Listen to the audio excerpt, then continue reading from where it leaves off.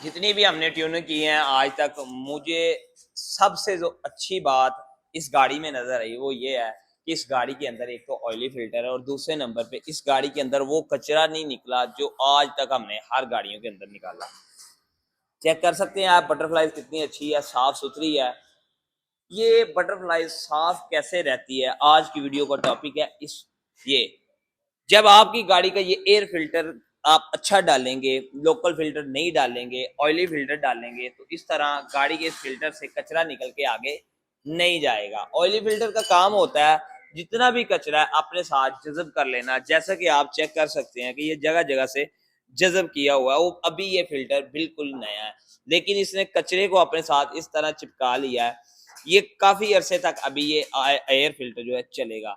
आपकी गाड़ी के इंजन के अंदर अगर कचरा जा रहा है तो उसको साफ करवाएं, और अगर एक बार साफ आपने करवा लिया तो इस दौरान आपने दोबारा एयर फिल्टर जो है वो ऑयली डालना है और वक्त पर इसको साफ करते रहना है। अगर आप चेंज नहीं कर सकते तो अगर आप इसको चेंज करने वाले हैं तो वक्त से पहले चेंज कर लें, वरना आपकी गाड़ी के इंजन के अंदर इतना ज्यादा कचरा जाएगा कि आपकी गाड़ी के इंजन का नुकसान हो सकता है। अल शरीफ ऑटो केयर। अल्लाह हाफिज़।